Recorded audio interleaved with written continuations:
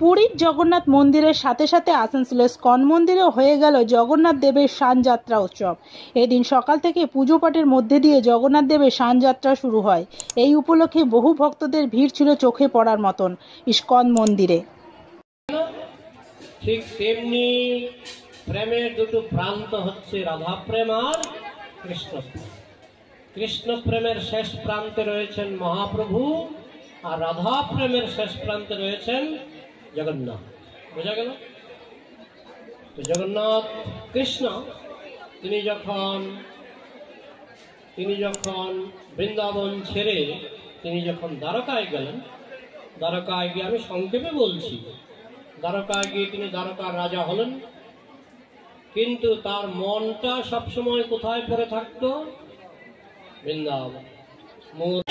স্নানযাত্রা মহোৎসব 2024 22শে June শনিবার আজকে স্নানযাত্রা মহোৎসব, জগন্নাথের স্নানযাত্রা মহোৎসব। এই দিনটি খুবই প্রসিদ্ধ, কেননা ভক্তরা 365 দিন অপেক্ষা করে থাকে কবেই স্নানযাত্রা আসে। সেই দিন ভক্তরা নিজ হস্তে ভগবানকে স্নান করাবার সুযোগ পায়। প্রবাল বৃদ্ধ বনিতা জাতি ধর্ম বর্ণ নির্বিশেষে সকলেরই অধিকার রয়েছে আজকের দিনে নিজ নিজ গৃহ থেকে স্নানের দ্রব্য নিয়ে এসে ভগবানকে স্নান করাবার। সেই মহতি দিন, সেই আজ স্নানযাত্রা। আজকে আমাদের সকাল থেকে স্নানযাত্রা, গৌরীয় ভজন। এখন শ্রীরাম মায়াপুর থেকে আগত পরম পূজ্যপাদ আমাদের প্রেমাঞ্জন দাস ব্রহ্মচারী, ডক্টর প্রেমাঞ্জন দাস ব্রহ্মচারী শ্রীমুখ থেকে মহতি হরিকথা ভাগবত কথা, এবং আপনারা দেখতে পাচ্ছেন প্রসাদম রয়েছে, আমাদের জল সার্ভিস রয়েছে, তাছাড়া লস্যি, এরকম অনেক সার্ভিস আমাদের এখানে রয়েছে ভক্তদের জন্য। আর আজ থেকে জগন্নাথের স্নানযাত্রা পরেই আমাদের আবার সেই পাণ্ডু বিজয়ের অনুষ্ঠান। পাখণ্ডী বিজয়ের পর ভগবান আবার শয়নে চলে যাবেন। এখন জল লীলা হবে।